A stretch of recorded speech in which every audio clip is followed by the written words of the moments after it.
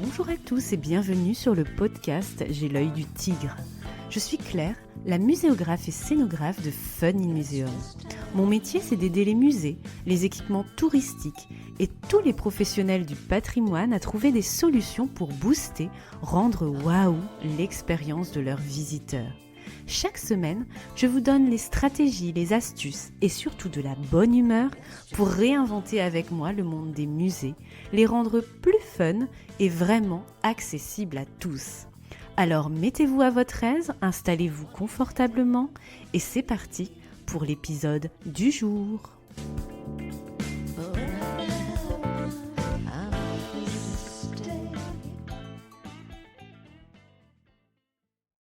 Bonjour et bienvenue dans ce nouvel épisode en solo. On va parler d'une expression en vogue dans le milieu muséal et expographique, mais qui est souvent très mal employée comme un peu pour le storytelling. Souvenez-vous de l'épisode numéro 95 du podcast J'ai l'œil du tigre. En effet, quand on parle d'effet waouh, beaucoup de personnes renvoient cette notion à l'immersion dans les expositions, le multisensoriel, la narration, mais aussi il manque l'essentiel de ce qui se cache derrière cet effet waouh. Eh bien, c'est le caractère unique de l'expérience proposée, basé sur un positionnement clair et stratégique de chaque structure. En somme, il ne suffit pas de se dire « mon exposition va être waouh parce que j'y insère un hologramme, un odorama ou une bulle sensorielle », ou même un peu de storytelling, comprenez de mise en histoire de mes contenus, avec un discours un peu fun et accessible. Ce n'est pas ça l'effet waouh dans les musées. Car si tout le monde propose la même chose, du multisensoriel, les projections XXL, des espaces enfants circonscrits, où est l'originalité là-dedans? Où est le waouh que peuvent ressentir les visiteurs s'ils voient ça partout?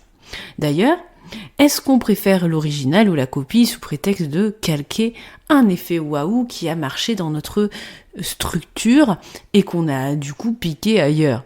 Est-ce que ça marchera forcément chez nous? Revenons donc à la définition de l'effet waouh dans cet épisode 104 du podcast. L'effet waouh en marketing désigne le fait qu'un produit ou un service puisse déclencher un effet de surprise, d'admiration ou d'appréciation. L'effet waouh provoque l'adhésion du public en générant un fort potentiel de recommandation avec un effet de viralité. L'effet waouh est obtenu par une identité forte et innovante du produit, le parti pris, les messages, l'expérience, l'esthétisme, etc. On a osé sortir des sentiers battus et proposer quelque chose d'original, c'est-à-dire d'unique. Vous voyez donc bien avec cette définition que la surprise doit être au rendez-vous. Le fait d'oser des solutions inédites et décalées sont au cœur de l'effet waouh. Vous voyez aussi que c'est l'engagement du public qui prime et qui doit être visé. On doit proposer quelque chose d'unique, ici, là, maintenant, qu'on ne peut vivre qu'à cet endroit, de cette manière, parce que ça fait sens dans ce musée, dans cette exposition. Ainsi, si vous avez ressenti un effet waouh dans un site, mon meilleur conseil est de vous demander pourquoi ça a fonctionné à cet endroit, dans ces circonstances. Et ensuite, de vous interroger sur la pertinence de cette solution pour vous, pour votre projet, pour vos publics. Car vous ne disposez pas des mêmes ingrédients et de la même équation. Vous ne pouvez pas transposer une solution waouh d'un site à un autre. Ce n'est pas possible, ça ne fonctionnera pas. Et où est l'ambition? Où est le fait d'oser le challenge là-dedans? C'est quand même un peu facile. Ainsi, l'effet waouh dans une exposition et un musée est une pépite qui a du sens et qui répond à une stratégie précise, à un positionnement marketing induit de la structure. L'effet waouh, c'est oser quelque chose de différent qui n'existera que chez vous, qui sera unique puisque cet effet waouh viendra de votre imagination, de votre personnalité, du travail de fond mené avec vos équipes et vos publics. C'est du personnalisé, de l'original et pas de la copie. C'est ce que je préfère faire dans les premiers temps d'un projet. Définir des ambitions et trouver la pépite qui fera de notre projet quelque chose de vraiment waouh, d'aller plus loin que le cahier des charges qu'on me livre finalement. D'ailleurs, cette réflexion, je ne la mène pas seule, je la réalise avec la maîtrise d'ouvrage via un atelier de créativité en intelligence collective, ou voire même plusieurs, pour s'interroger sur ce qui serait vraiment waouh pour notre public cible et notre non-public aussi.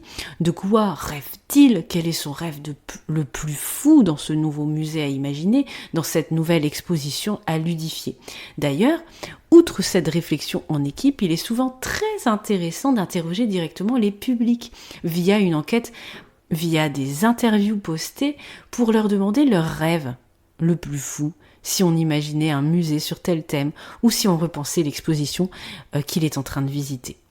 L'effet waouh implique de l'investigation et encore une fois, pas de la copie des solutions qui marchent ailleurs. C'est pas ça qui marchera chez vous, forcément. D'ailleurs, trouver l'effet waouh pour son projet implique du lâcher prise de la part de la maîtrise d'ouvrage et aussi de la part des prestataires qui proposent des pistes à explorer sur le plan du discours, la présentation des collections, de la scénographie, du numérique, de l'engagement avec les publics. Il faut en effet lâcher prise pour accéder à un peu de folie et aussi sortir des sentiers battus. Car finalement, on tourne vite en rond dans les solutions qu'on peut proposer si on ne pense pas au caractère unique que notre exposition doit avoir. On va choisir la facilité et le confort. Ben oui, l'humain, il est fait comme ça, il aime bien être quand même très confortable dans ses pantoufles. À titre d'exemple, il m'est arrivé de travailler à quelques années d'intervalle sur 2 centres de soins des tortues marines.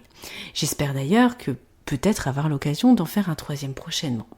Si l'objectif de chacun de ces projets était de proposer une expérience waouh, pensez-vous vraiment que la solution était de proposer la même chose dans ces 2 centres? Donc c'est tentant, le thème est similaire, les objectifs du cahier des charges étaient assez proches, avec du ludique, une exposition adaptée aux enfants, aux familles et aux scolaires, une exposition qui sensibilise à la biodiversité et qui doit être plus incarnée, plus engageante aussi pour l'usager. Alors oui, 2 centres des tortues marines, mais 2 projets waouh totalement différents, grâce à ce travail d'investigation justement mené en co-construction avec l'équipe.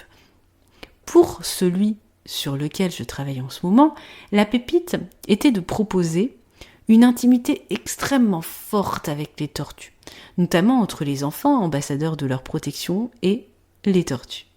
On aurait pu reproduire l'idée d'une petite tortue et d'un enfant du cru, au profil tellement étudié qu'on se connecterait facilement avec lui par un lien inoubliable, point.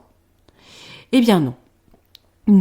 Nous travaillons actuellement avec un conteur qui imagine une histoire inédite et locale à raconter aux enfants lors d'un rituel d'accueil, une comptine à retenir comme un mantra ici et au-delà du site. Ça sera, je pense, l'un des effets waouh du site, tout comme la scénographie pensée avec des savoir-faire locaux, en développement durable, entre mobilier, bambou, artisanat textile, vannerie, briques de terre compressées. Il n'y a que dans ce projet qu'il peut y avoir ces éléments uniques. Cet exemple était là pour vous montrer qu'il ne faut pas choisir la facilité, l'évident, dans un projet d'exposition, se borner au cahier des charges qu'on nous envoie, ou peut-être accepter une certaine part de réinvention et d'interrogation. Il faut phosphorer avec des idées complètement folles, complètement barrées, parmi lesquelles peuvent se cacher les solutions de notre effet waouh. Sinon, on risque de se retrouver avec des lieux stéréotypés qui provoquent davantage l'ennui que la surprise. Cet épisode spontané sur l'effet waouh était là pour vous rappeler d'oser et de vous amuser. Inspirez-vous de choses complètement éloignées des musées. Enquêtez sur les ingrédients uniques de votre contexte projet. Listez aussi vos faiblesses, vos contraintes. C'est sans doute là que se cache votre effet waouh, dans les rires aussi peut-être d'une chaîne de créativité lors d'un atelier d'intelligence collective ou au détour d'une conversation avec un visiteur et même un proche de votre entourage en parlant du projet. J'espère que cet épisode enregistré avec de l'authenticité sans recherche poussée vous a plu et que vous repartez avec une compréhension de l'effet waouh et de l'élan pour votre prochaine exposition qui doit, je le rappelle, toujours être positionnée par rapport à un contexte projet unique. Amusez-vous, lâchez prise et osez surprendre. Un peu de folie et d'inattendu n'a jamais fait de mal à personne, au contraire. Je vous souhaite une belle matinée, après-midi, soirée, que vous soyez. Je reste à votre disposition si vous souhaitez imaginer votre effet waouh lors d'un atelier d'intelligence collective, couplé à des interviews auprès de votre équipe et de vos publics pour bâtir un projet unique, co-construit, qui a du sens et qui est challengeant et waouh! Retrouvez les liens de ces accompagnements dans la description de l'épisode ou sur la page Intelligence Collective de mon site web www.funnymuseum.com. Je vous dis à bientôt et dans 15 jours.